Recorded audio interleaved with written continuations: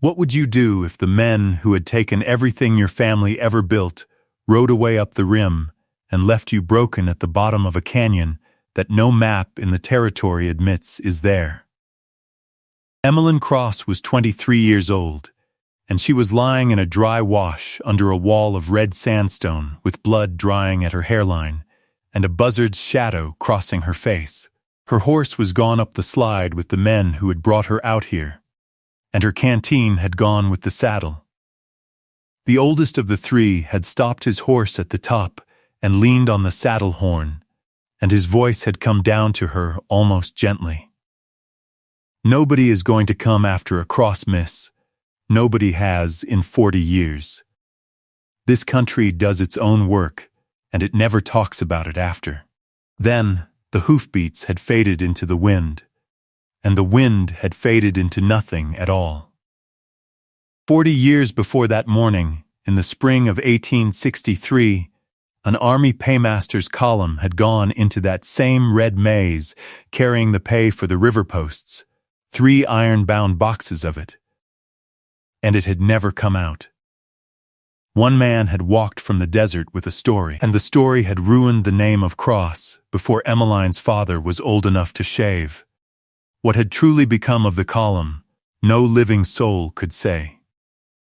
The country had kept it all those 40 years, the wagons and the boxes and the truth together, and it had been keeping them, though nobody knew it yet, for her.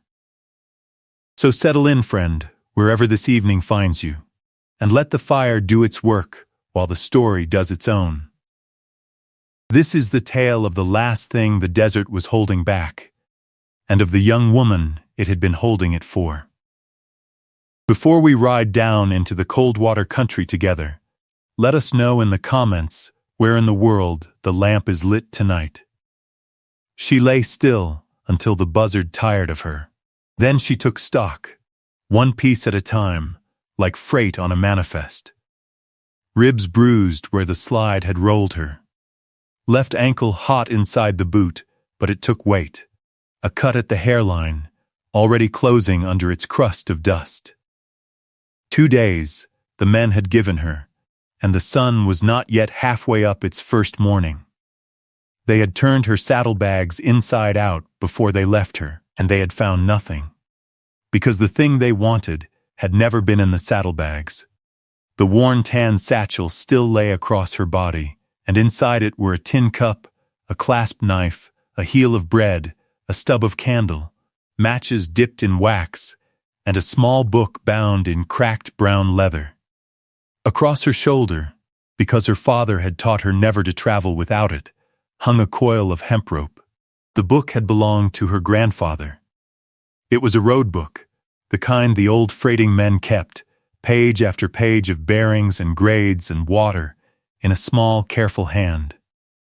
And it had spent most of 40 years sewn into the lining of a freight coat, hidden the season the government took everything else the family owned. On the flyleaf, in faded iron gall ink, one line was written: "What the flood takes in anger, the canyon keeps in trust." Under it, the same careful hand had signed, Elias Cross, his book. She got herself up against the sandstone and looked at her 2 roads. Up the slide lay 30 miles of open rock back toward Hackberry, without water, toward the men who wanted her dead and the man who had sent them.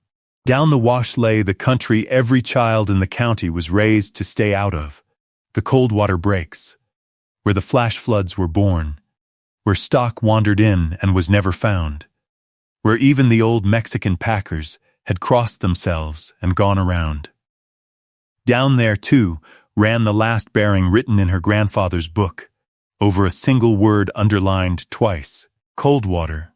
Emmeline spat the dust off her lips, tied the rope across her chest, and chose down. To understand how the last of the cross line came to be alone at the bottom of the breaks, the story has to ride back 1.5 years, to a cold January morning in Hackberry, 30 miles south, where the wagon road crossed the flats, and a town had grown up around the crossing like grass around a spring. Her people had freighted out of Hackberry for 3 generations. Her father, Thomas Cross, ran the mail and freight line his own father had run before the Trouble. One office with a stove in it, corrals out back, and the government mail contract. He had spent his life rebuilding what the name had lost, one honest load at a time, and men set their watches by his wagons. The old story went like this. In the spring of 1863, a paymaster and his escort and a crew of hired civilian teamsters took 3 strong boxes north toward the river posts and vanished. Wagons and mules and every man. Weeks later, a single soldier crawled out of the desert, half dead, and swore before a board of officers at Prescott that the teamsters had sold the column to raiders and run off with the pay. The teamster boss was Elias Cross of Hackberry. The board believed the soldier, entered judgment against everything Cross owned, and the government took his stock, his wagons, and his good name in one signature. Nobody in Hackberry ever learned what the soldier was called. The telling only ever needed one name, and that name was Cross. On that January morning, Vernon Slade came into the freight office with a leather folder under his arm and laid a paper on the counter, as if he were dealing a card he had held for years. "You will want to sit down for this, Mr. Cross," he said. "I sit for supper and for church," her father said. "Say your business." The judgment of 1864. $900 entered against your father and never satisfied. Judgments do not die, Mr. Cross, they sleep. I bought this one at a courthouse sale for less than the price of a good mule, and the court says it has been gathering interest for 40 years. You can pay it out by Friday, or the mail contract changes hands. The arithmetic is not mine. It only came to live with me. My father never stole $1 in his life. The board of officers said different, Slade said, mild as milk, and the board of officers is the paper. I am sorry for it. I am only the man holding it. It was lawful the whole miserable morning long, and lawful the next week when the contract passed to Slade and Company, and lawful in March when Thomas Cross sat down on the tailgate of his last wagon and quietly died. The doctor called it his heart, and so it was, in every sense that matters. Half the town came to the burying. Emmeline stood at the grave and watched the other half not come, and stopped expecting anything of Hackberry from that day. In April, going through his things, she found the coat. The lining had been opened and sewn shut so many times the stitches made a little road of their own, and inside, wrapped in oilskin, lay her grandfather's book. She read it through by lamplight in one sitting, every bearing and every seep from the border to the high rims, and when she came to the last written page she sat very still. A column of bearings marched down it in the old man's careful hand, leading north off any road she knew, and under them stood that one word, underlined twice, in ink that had gone brown as old blood. Coldwater. In May she walked into Slade's new office, the one with her father's stove in it, and asked to buy back the family's route papers. He kept her standing while he finished a letter. When he finally looked up, his eyes went to the little book in her hand the way a dog's eyes go to a gate, and stayed there. $50 for the old man's book of roads, Miss Cross, he said. Sight unseen. Call it kindness. It is not for sale, she said. Neither is the sight of it. In June, a man named Dobbs turned up at her fence, Slade's foreman, in his own hat on what he called his own errand. He had a story about an old prospector, a slot canyon full of iron up north, wagon iron, army iron, and about the standing reward the government still carried on its books for the lost pay. He named the reward at $6,000, $1.10. A lady with her granddad's roads in her pocket has a claim on that money by blood, he said. Two of the boys and me can see you safe out and back, quiet, and Mr. Slade need never hear a word of it." "And what does Dobbs get out of guiding across to government money?" she asked him. "1/10 of the 10th, miss," he said, easy as eggs. "And the ride." She knew better. That is the hard part of the story, and it deserves saying straight. She knew better, and she went anyway, because Dobbs had used the word Coldwater, and the only two places that word lived were her grandfather's flyleaf and whatever it was that Slade knew. If she had asked one soul in Hackberry to look those men over first, one single soul, the trap might have shown its teeth in daylight. But she had stopped asking Hackberry for anything at all. Her lone hand was the crack the whole thing was built on, and the men who built it had measured her well. They rode north 2 days into the breaks. On the second afternoon, at the top of a long rock slide above a dry wash, they sent her down ahead to read a bearing where the walls pinched. She was 20 feet down the slide when she heard the horses turn, and the edge went out from under her boots, and the rest of that part you already know. 2 days of water in her body, a book of dead men's roads against her ribs, and 40 years of silence below her, waiting. The breaks taught her their rules quickly, and the first rule was the sun. She moved in the gray of morning and the long gold of evening, and lay up through the middle of the day wherever the north walls threw shade, because the book said to, in so many words, written for freighters who might one day limp through this country afoot. Walk the cool, ride the shade, spend sweat like coin. Her grandfather had walked these washes with a compass and a habit of writing everything down. And page by page, bearing by bearing, he was walking her down into the maze 40 years after they buried his name. The second rule was water, and the book kept that rule too. Under the third bearing she found the words, "Seep, north wall," below the black varnish streak. And near dusk she found the streak itself, a ribbon of desert varnish like spilled stove polished down a shadowed alcove, with canyon wrens dropping to it in that purposeful evening line that desert birds fly to water. The seep was a dark, sweating patch of sand no bigger than a saddle blanket. She scooped a basin with the tin cup and waited while it filled a swallow at a time, and drank, and waited, and drank again, and it was the finest table anyone ever set for her. She ate the last of the bread that night in a sand pocket still warm from the sun, with the rope for a pillow and the satchel under her arm. The cold came down after midnight, and she lay shivering and did her arithmetic. The men believed she was dead. Slade believed the book was rotting with her. Whatever the book was leading to, she would reach it first, or she would not reach anything ever again. There was a lean freedom in that, the freedom of the last chip on the table. If you've made it this far into Emmeline's walk, pull your chair a little nearer the fire, because the canyon is about to begin answering questions, and it answers in its own order. But first, an honest question for the comments, and think on it before the answer comes easy. Is the truth about a family worth walking into country that was built to kill for it? Or are some ledgers better left to the dead who keep them? Say so in the comments below.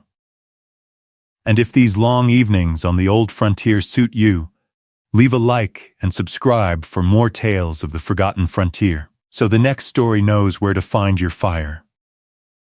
The third day gave her the first iron.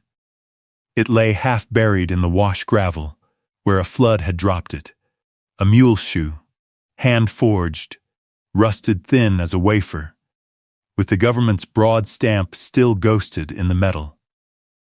She turned it over twice and set it back down exactly where it lay, hardly knowing why. A mile on, jammed high in a chalkstone where no man could have put it, she passed a gray plank with bolt holes down its edge and one flake of olive paint the size of a thumbnail.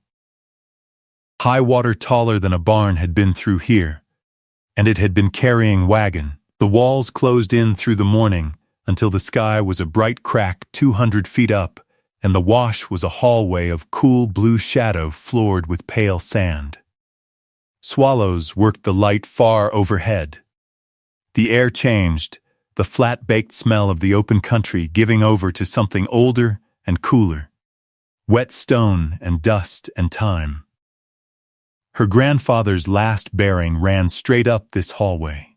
She stopped once and stood listening. The canyon had a held-breath quiet to it now. The quiet of a room somebody is in. Near noon the hallway kinked twice like a dog-leg fence and pinched to a slot barely wide enough for a loaded wagon, and she saw wheel scars in the stone at hub height, 40 years old and clean as yesterday under the sheltering wall. She wormed around a fallen slab that nearly plugged the passage, and on the far side the walls leaned apart, and light came down in a long amber shaft full of drifting dust, and in that light stood the bowed canvas ribs of a wagon top, the cloth hanging off them in ribbons gone the color of ash. She had one heartbeat to take it in. Then a rifle shot cracked somewhere above and behind her, and the canyon said it over and over, wall to wall, until she could not have sworn which world it came from. Emmeline went flat in the cold sand and lay still, and ahead of her the wagon stood in its shaft of light, patient as the stone, exactly where it had stood for 40 years. The echoes rolled away down the stone and did not come back. For a long time there was nothing, only her own blood in her ears and the far small traffic of the swallows. Then she heard hooffuls, one animal, unshod ground softening them, coming down some unseen ramp of rock above her, unhurried as a man crossing his own yard. A voice came with them, low and dry, and it was not talking to her. It was talking to the sky. "Go on now," it said. "Not today." The buzzards that had drifted over the rim slid away south. The hoofles stopped somewhere behind the fallen slab, and the voice changed direction and came to her over the sand, patient, unbothered, aimed true. "You can come up out of that sand now, Emmeline Cross. I have water on the mule, and I have a strong feeling it is meant for the family of the living." She rose to a crouch with the clasp knife open along her forearm, and stood and faced him. He was a small man, iron gray gone white in the beard, in a hat that looked older than the territory, leading a flea-bitten mule packed light and neat. His hands were rope-scarred and quiet. He stood where he had stopped, keeping the distance between them like a courtesy, and let her look her fill. "Who are you?" she said. "Ezra Fenn. I pack salt and run trap lines through the rim country, and just now I am the gladdest man in the territory, because the birds have been drawing me a map of a dead girl for 2 days, and the map was wrong." He tipped his chin at the rifle scabbard on the mule. "That shot was for a rattlesnake the size of my arm, sunning on the ledge I meant to bring the mule down. Buzzards are honest folk. They told me where to look. It is why nobody likes them. You know my name. Girl, you have got Elias Cross's jaw. I saw him once, when I was a boy." He said it as men say small true things, and something in it did not sit square. Besides, Hackberry has talked of nothing else for 2 days. Slade's men rode in leading your horse and a story about you catching the eastbound stage from the junction. Maybe the town swallowed it. Your horse did not. That animal was range shy of the man leading it, and horses do not lie to me. So I came out to read what the country had to say. He watered her from a canvas bag, a swallow at a time, scolding her gently when she tried to hurry it, and fed her a biscuit gone hard as a saddle tree, and asked her nothing at all while she ate. A gentleness she had forgotten existed. When she had finished eating, she told it plain. Vernon Slade bought a 40-year-old judgment and took our line.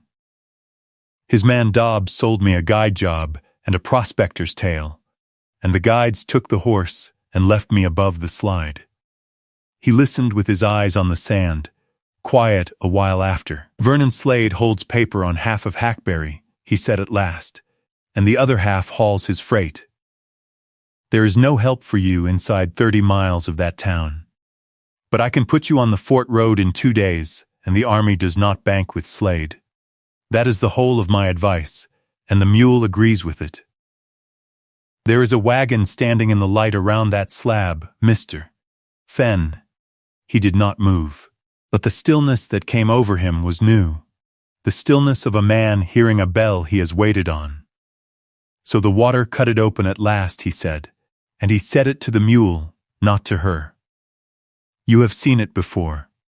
Everybody has seen something, in 40 years of weather." He took the mule's lead and straightened his hat. "Come on then, some doors do not close again once they are stood in." They went around the fallen slab together, and the pocket opened before them, and Emmeline Cross stopped walking the same instant the story of her whole life changed shape. 3 army freight wagons stood in single file down the middle of the pocket, wedged where they had halted between the leaning walls. Their tongues dropped. Their canvas rotted to ash-gray ribbons over the bows. The iron-tired wheels had sunk to the hubs in pale flood sand, and the running gear wore flakes of olive paint gone soft as chalk. Dried harness hung empty from the poles, cracked into the shapes of animals 40 years gone. A warm shaft of late morning came down the slot and lay across the lead wagon like a hand, and dust moved in the light, slow as snow that never lands.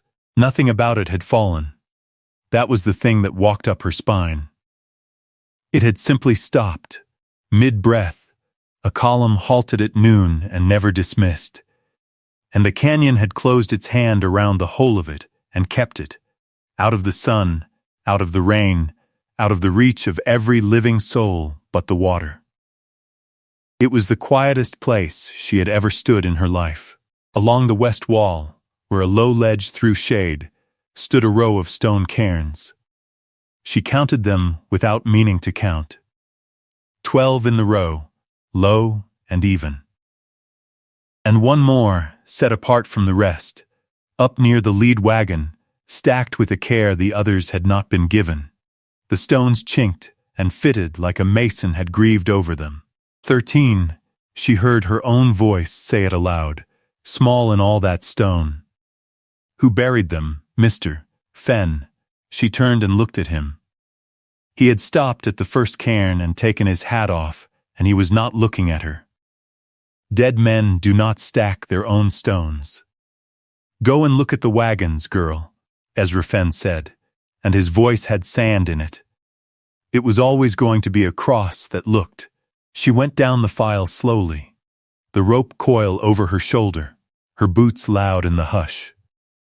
The rear wagon was an office on wheels, a paymaster's rig, its seat riser fitted with a dispatch tin, and a spike of weathered paper curled brown as oak leaves. The middle wagon carried stores, crates shrunken and sprung, hoop iron, a keg of horseshoes furred solid with rust, tins of hardtack that had long ago given up being food and become geology. All of it sat as it had been loaded, lashed and squared away by hands that believed they were coming back to it. The lead wagon carried the boxes. There were 3 of them, set side by side on the bed, iron-strapped wooden strongboxes with rope beckets at the ends, and a logging chain run through their handles and down through the bed irons, drawn tight and rusted into one solid sculpture of intent. On each hasp hung a heavy brass padlock, green as old pond water, stamped with the government's marks, and each lock was shut. Lead seals still hung on their twisted wires, unbroken, whatever 40 years had done to the canvas and the harness and the men. It had not been given 1 inch into those boxes.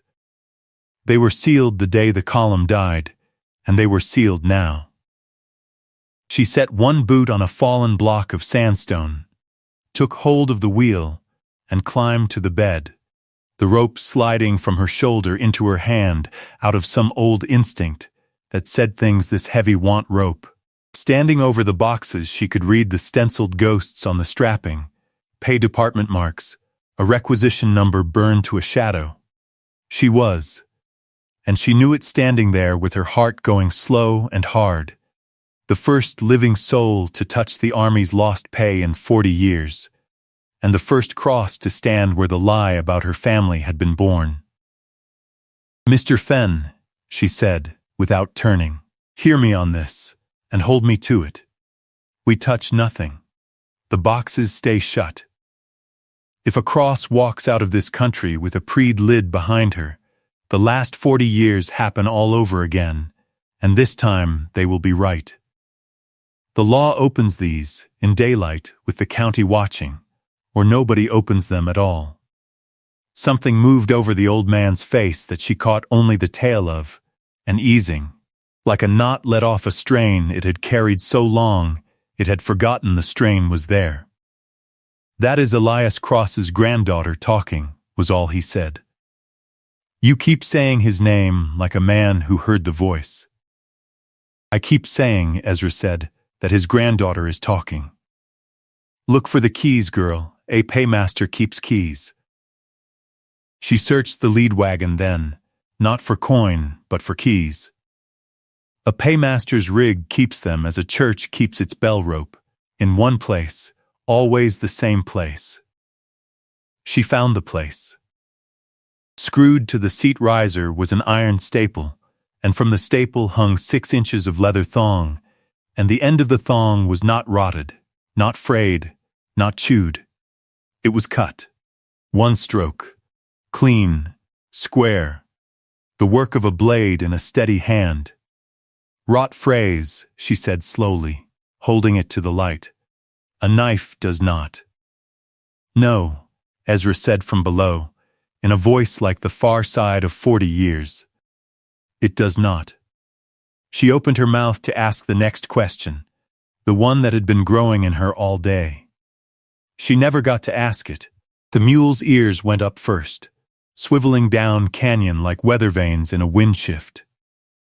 Then the sound came up the wash to human ears, faint and doubling on itself in the stone, iron shoes, walking horses, more than one and fewer than 5, coming up the only road there was, unhurried and certain, the sound of men who believed the country already belonged to them. Ezra Fenn took the mule's nose in one hand to keep it quiet, and looked up at her on the wagon bed, and pointed with 2 fingers at a black seam of rockfall against the east wall. Emmeline came down off the lead wagon with the thong in her fist and her heart going like a runaway team, and the hoofbeats came on. The seam in the rockfall ran back into shadow deep enough to hold them both, with a side pocket behind it for the mule, which wanted no part of any of it. They were barely into the dark of it when the first rider came around the fallen slab, and Emmeline looked out through a gap no wider than a hymnal, and watched 3 men ride into a place that had kept its silence since before any of them was born. Dobbs came first. She knew the set of him before she knew his face, the loose seat, the hat brim broken flat in front. The 2 behind him were the same 2, the quiet one and the one who chewed. They pulled up in a line and sat their horses without a word, and the pocket did to them what it did to everyone. It made them small, and they could feel it, and they did not like it. "Well now," Dobbs said at last, softly, and took his hat off, though he did not seem to notice he had done it. 40 years of maps in the boss's safe, 40 years of paying old Mexicans to draw him washes in the dirt, and there it sits. "That's the pay wagons," the chewing one said. "That's $60,000, Dobbs, sitting in a crack in the ground. That is whatever Mr. Slade says it is," Dobbs said. "Get down." They tried the boxes first, as she had known they would. The chain beat them, and the locks beat them, and the rust beat them worst of all, And after a while, the quiet one fetched a shoeing hammer off his saddle, and Dobbs stopped him with one word, flat as a skillet. What they said next came broken across the sand, half swallowed by the stone. But she heard the shape of it plain. Powder, the boss's own eyes first. Nobody lifts a lid till he stands here. Then Dobbs crouched by the lead wagon, at the fallen block of sandstone she had climbed from not an hour before, and went still. Emmeline's breath stopped in her chest. His hand moved once over the sand, hovering, not touching, reading. When he stood and spoke, his voice was too easy, like a man stepping over a snake without breaking stride. Fen traps through this country in the cold months, he said. Old sign, mount up. If we ride hard, we are in Hackberry by dark, and I would rather tell Mr. Slade this news in a room with a bottle in it. He sent the youngest back down the wash to camp at the mouth of the slot with a rifle, telling him nothing she could hear about why. And then the two of them were gone down the same road they had come by, and the pocket swallowed the sound of them, and the silence came back down like dust settling. Emmeline stood out of the rocks shaking, and under the shaking she was angrier than she had ever been in her life. He read my boot plain as print, she said. He lied over it.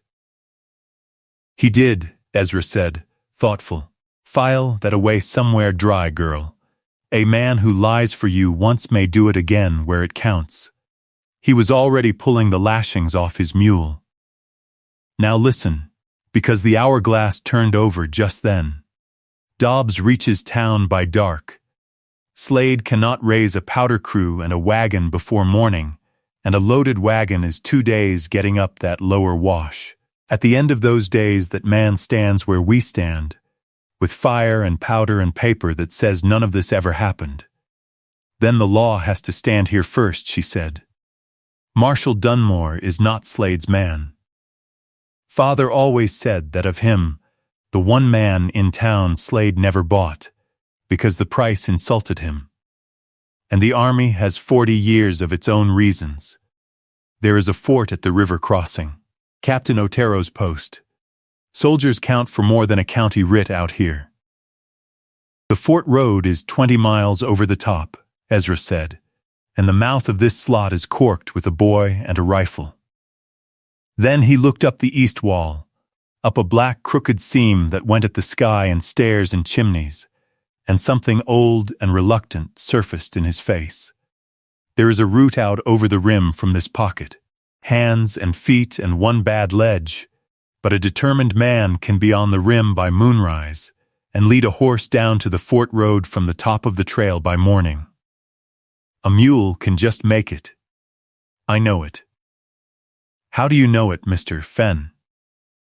For a moment, she thought the question had finally cornered him. He tightened a cinch that did not need tightening. I have known it a long time, he said, and that was all she got. They divided the world between them in what light remained. You go over the rim tonight, she said. Wire the fort from the road station, then find Marshal Dunmore, and bring the law up this wash before that powder wagon finishes crawling. And you? I stay. Girl, if the weather turns, somebody has to raise a hand in a courtroom one day and swear that no lock, no seal, and no lid was ever touched in this pocket. That somebody cannot be a person who rode away and left it. And if the weather turns, somebody had best be with the wagons. He looked at her a long moment. Elias would have argued with you. Did he ever win an argument with my grandmother? No, Ezra said, picking up the lead. No, I understand he did not. All afternoon the far north had been growling to itself, dry lightning walking the rims. The air gone the color of an old bruise-up country. The book in her satchel had a page about that too, in the careful old hand. When the north talks in summer, get above the sand. At the foot of the east wall he paused with his hand on the rock, and half turned, and for a breath he was a man about to say one thing and saying another instead. "Whatever paper you find in that office wagon," he said, read it out loud. "Even to nobody. Some of it has waited a long time to be said in a Cross's voice." Then he went up the seam in the dark like something the canyon had made, and Emmeline Cross was alone with 13 graves, 3 sealed boxes, and a sky in the north that had begun, very softly, to flicker. She kept a cold camp in the rockfall seam that night, and slept in fits, and at gray dawn the smoke of the boys' fire stood far down the wash, thin and straight as a pencil line, a mile of stone between them. The pocket in first light was the color of the inside of a shell. She drank at the seep pool below the ledge, ate nothing because there was nothing, and walked down the file of wagons to the paymaster's rig with her heart in an odd hush, the hush of a church a minute before the bell. The spike of papers on the seat riser came apart at a touch into curled brown leaves, and she teased them flat one at a time on the wagon bed. Waybills, manifests, forage receipts. Government forms with the blanks filled in a clerk's copperplate, gone pale as watermarks. And at the foot of the third waybill her eyes stopped, because she knew the signature the same instant she read it. E. Cross, her grandfather's hand, younger, quicker, but the same hand that had written the flyleaf she carried against her ribs. He had signed for the loads in this column. His name rode on every manifest on the spike. Her family's hand was on the government's own paper, keeping the government's own accounts, 40 years before anyone said sorry. Under the seat, wrapped in oilcloth gone stiff as bark and strapped like a thing someone loved, she found the lap desk. The straps had dried into wood, and she cut them with the clasp knife, saying quiet words over each one like an apology. Inside, the desk was a small, tidy country that time had never invaded. Payrolls, banded, a muster of the column, folded once. Steel pens, a dry inkwell, a stick of red sealing wax. And a ledger book bound in marbled boards, its corners worn round, with a name on the first leaf in a steady hand. Asa Grange, Major, Paymaster, his log. She carried the desk to the shade of the north wall, sat with her back to the cool stone where sick men had once lain, and did what Ezra had asked. She read it out loud, to nobody, to 13 cairns, in a Cross's voice. April the 9th. Cloud burst north of us in the night. The narrows below ran a wall of water higher than the wagon bows by morning. We are penned in the pocket above the slot, all souls safe, 8 mules drowned or scattered. The boxes are dry. We will wait for the water to fall. April the 14th. The water stands and will not fall, and what stands with it has gone foul. Low fever among the men. We have moved the sick into the shade of the north wall. Teamster E. Cross has given his ration of water to the sick 2 days running. I have ordered him to stop. He has not stopped. April the 18th. Rations gone to nothing. I ordered the corporal to take the 2 soundest animals at first light and swim them at the low place and ride for the fort. He said the water would kill any man who tried it. He said it looking at the boxes. I have written that plain because I mean it plain. April the 19th. The corporal is gone. He went in the night over the low place with both animals, so the water would not kill a man after all. The key ring went from my desk while I slept. God may forgive him. The men cannot, and I will not ask them to. Her mouth had gone dry somewhere in the reading, and it was not the canyon's dryness.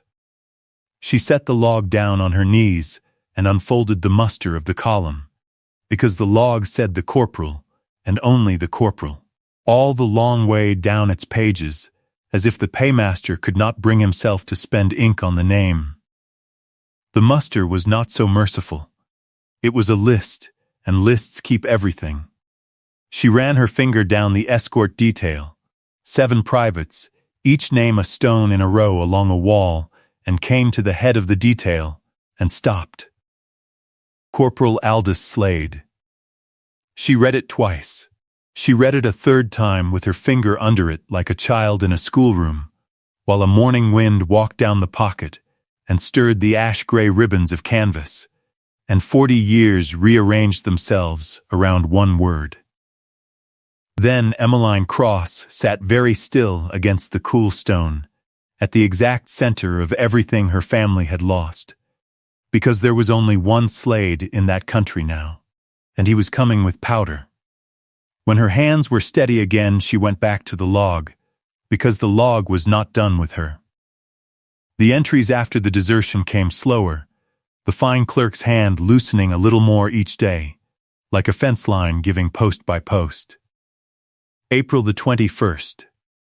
The fever does its work. We have buried 4 more under the west wall, cross-stacked stones in the sun for men he never soldiered with and will not rest between. I have not the strength to help him. I have the strength to write it, and I judge now that writing it is the better half of my duty. April the 22nd. I am sending the boy out by the crack in the east wall.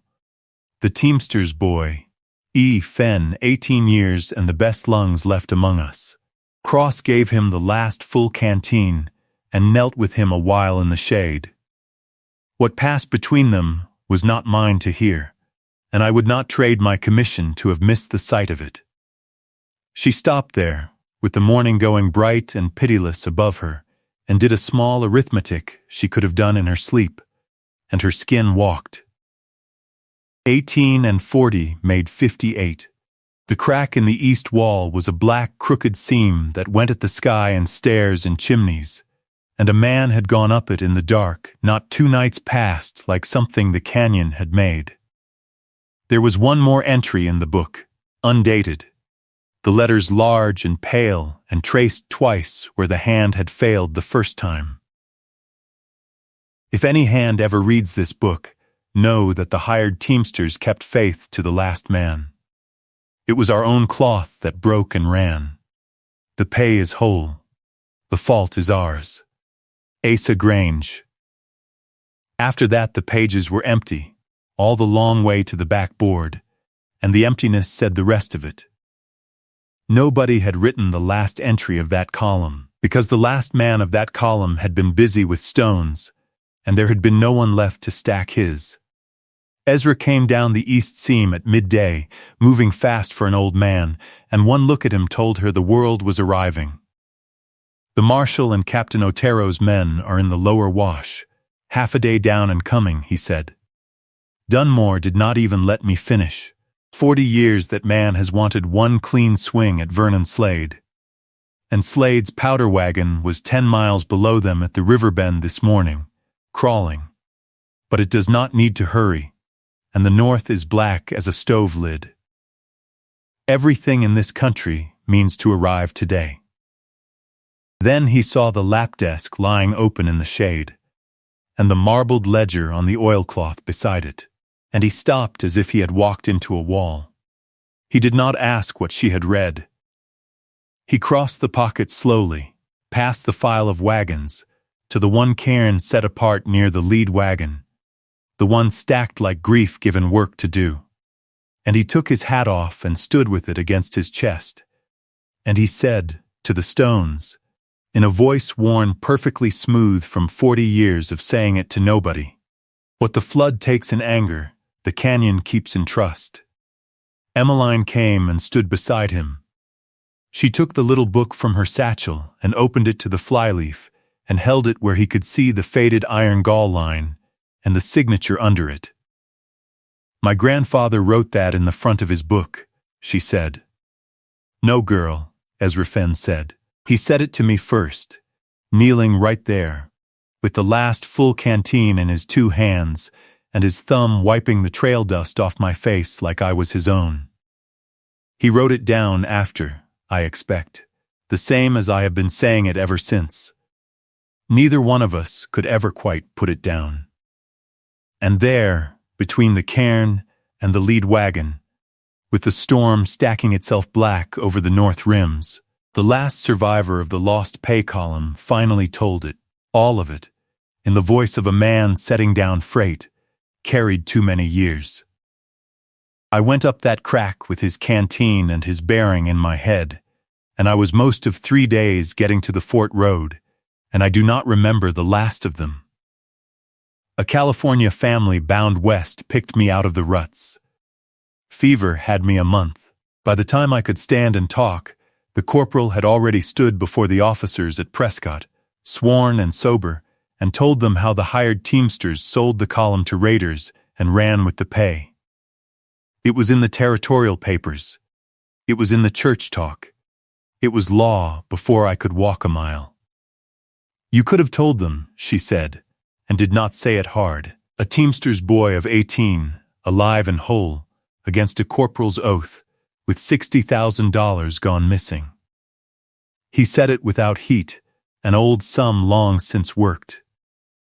Son, where is the money? That is the only question they had for the likes of me. They wanted a rope more than they wanted an answer. Elias Cross had a wife and a boy at home to catch the shame. I had nobody to catch mine, so I had my choice of hanging for it or vanishing. And I vanished, and I have been within a day's ride of this pocket every year of my life since. The summer of 1870 I got my nerve up and came over the rim. I found him by the lead wagon, sat down against the wheel, facing the narrows, waiting on help that was 40 years slow in coming.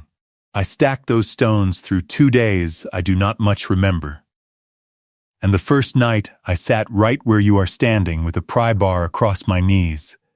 And I am going to tell you the truth, because you have earned the whole of it. I thought about it. 1 box. 1 handful, 40 years of wages nobody was using. What stopped you? The same thing that stopped you, and I watched it stop you yesterday from 10 feet away. He turned and looked at her then, and his eyes were wet and perfectly steady. If a Fenn or a Cross walks out of this country with $1 government dollar, then every word Aldous Slade ever swore turns true behind him. A man who steals to prove he was honest proves the other thing. So I promised the grave not to touch it, to keep it. And I have kept it, girl, every winter and every summer, waiting on hands that could open it clean. I did not know until this week that the hands would be his own blood. Emmeline Cross had not asked anything of anybody since a March morning over an open grave. She reached out and took the old man's rope-scarred hand and held it, and heard her own voice go young. I cannot do the next part alone, Mr. Fenn. Then it is a mercy, he said, that you no longer have to. The storm gave them the afternoon, and they spent it like misers. Her grandfather's book had a line under the Coldwater bearings, when the north talks in summer, get above the sand, and above the sand they got.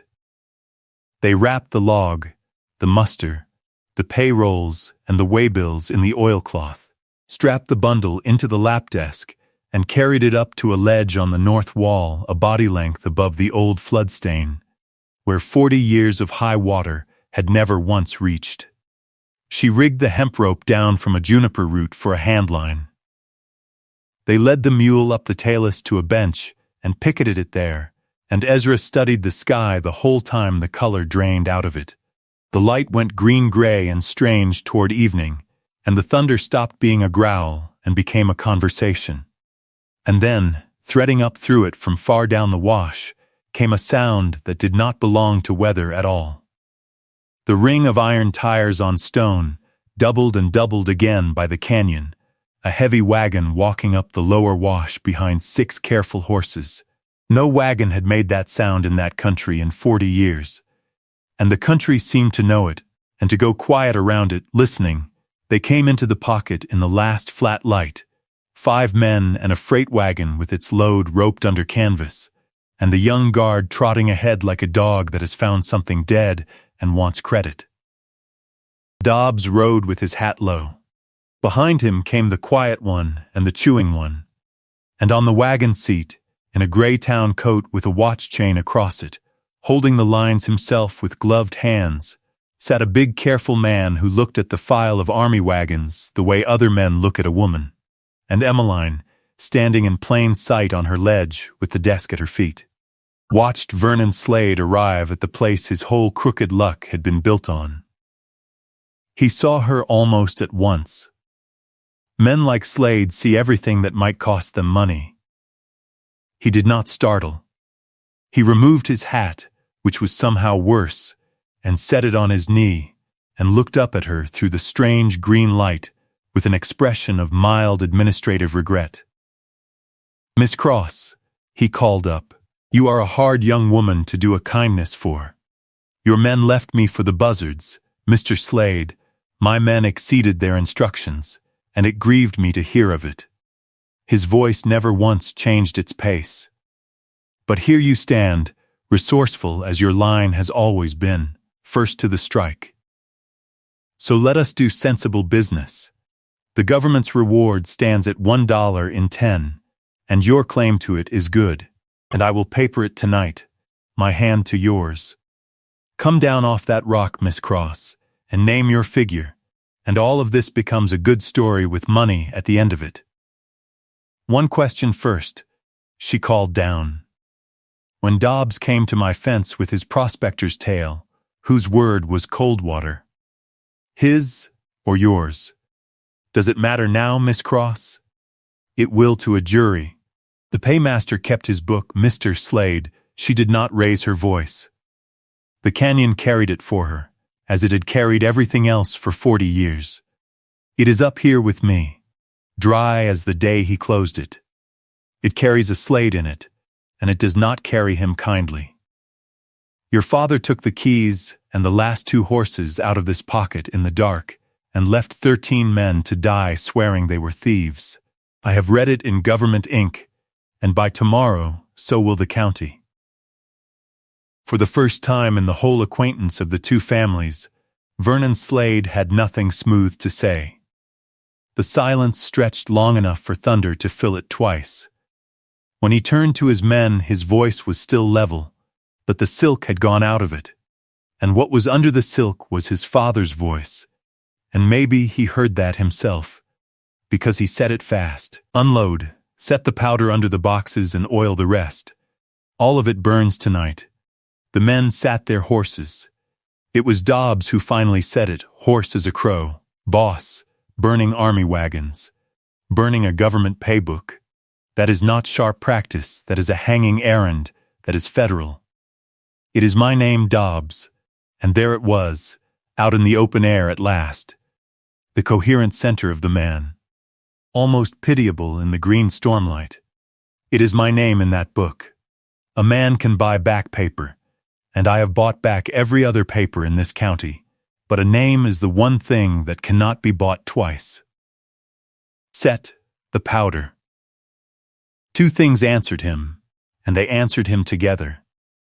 From down the slot came a voice that had been a parade ground voice once, flat and carrying, with lantern light swinging behind it, and the shapes of men afoot leading horses past the slab.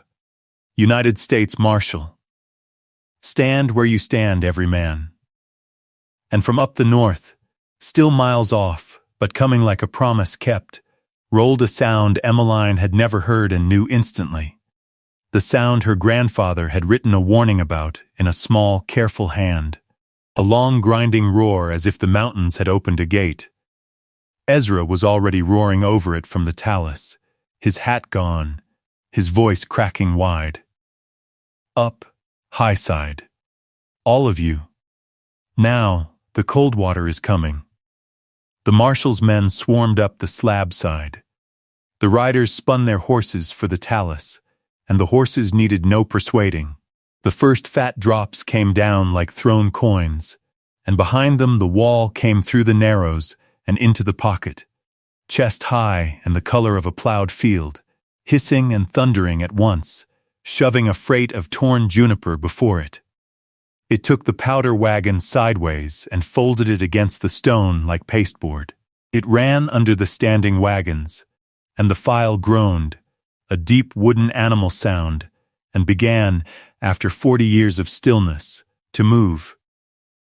And Vernon Slade went down off the talus and into the water. He did not run from it. That was the terrible thing, the thing the county would talk about for a generation. He waded into it, coat and all, with a ring of old brass keys out of his pocket and shining in his fist, and he got both hands on the near strongbox and its padlock, while the flood climbed him from knee to hip to chest, tearing at some lock or some chain or some 40-year-old sum that only he could see. "Let it go, boss," Dobbs was screaming from the rocks. "Let it go."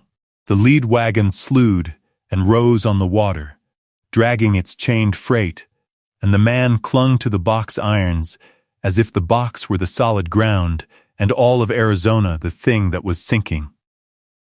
Marshal Dunmore came wading out of the slot roped to his men like a plumb bob on a line, shouting into the roar.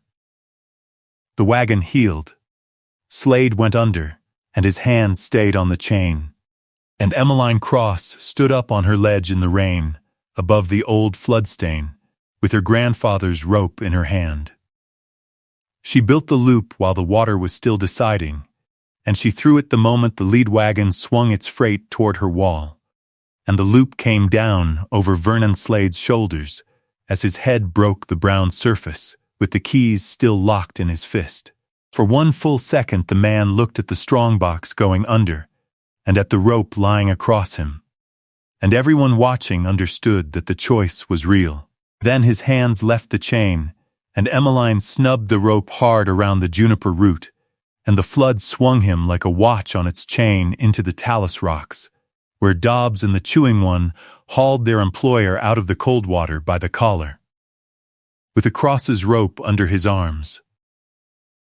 The water fell as fast as it had come, as desert floods do. By full dark, the pocket was a black, glistening room of mud and torn juniper, rumbling softly to itself as the last of it drained, and the file of army wagons stood slewed and heeled and strange 30 feet from where 40 years had parked them.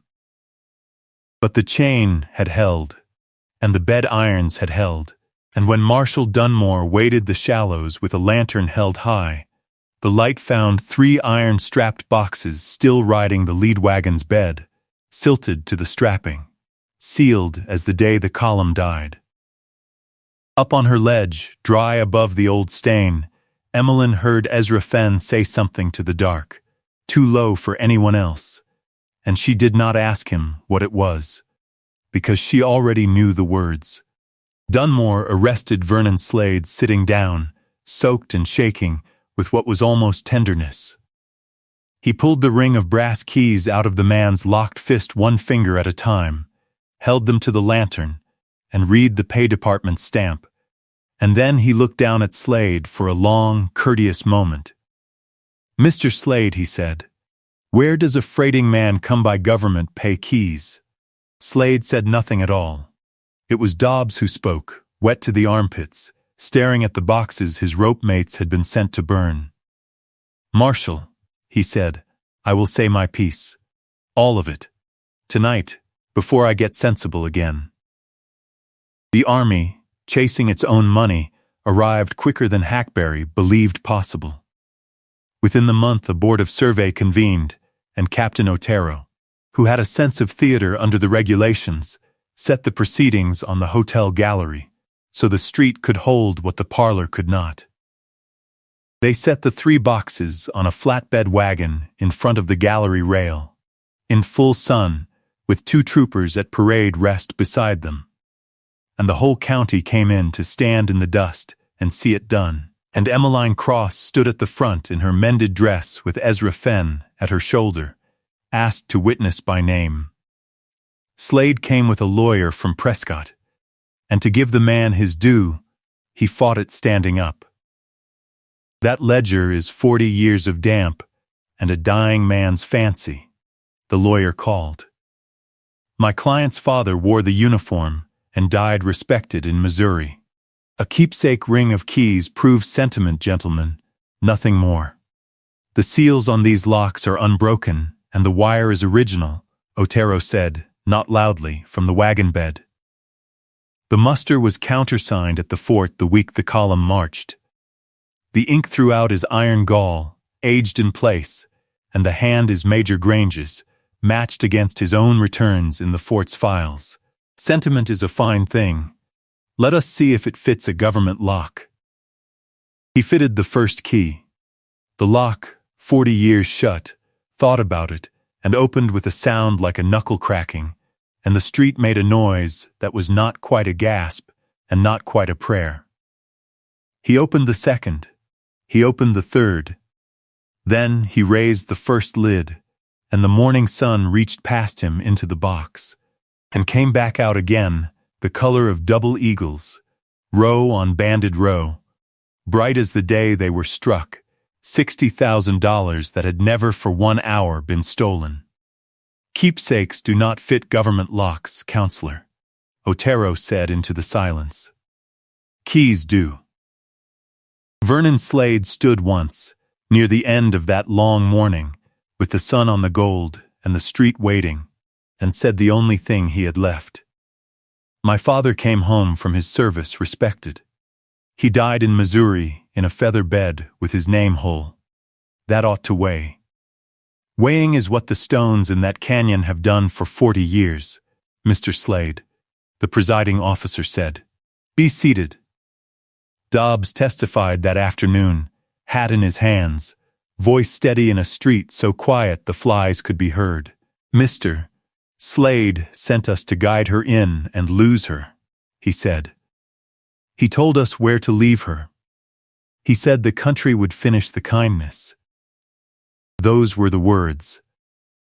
I have been 40 kinds of a poor man in my life, but I find I am not the kind that lets that stand in front of a whole town and me holding the true end of it. Then the presiding officer read the last entry of Asa Grange's log aloud to the street, slowly, so that every word landed on its own. If any hand ever reads this book, know that the hired teamsters kept faith to the last man. It was our own cloth that broke and ran. The pay is whole. The fault is ours. Asa Grange. In the hush after it, the officer folded the paper copy and said the rest in his own plain voice. The finding of 1864 against Elias Cross was struck, root and branch. The judgment built on it was void from the first dollar, and everything that had been taken under its color, the board recommended for restitution, beginning with a mail and freight contract wrongly seized. Vernon Slade was bound over to the territorial court for the abandonment first on Dobbs's evidence, and the county did not wait for the verdict to withdraw its hat from him.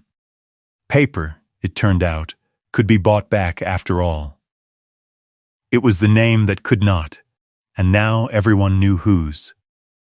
They gave Emmeline the government's reward in the fall, $6,000 counted onto a table in the recorder's office, and she pushed half of it across the wood at Ezra Fenn, who put both hands behind his back like a boy accused of stealing pie.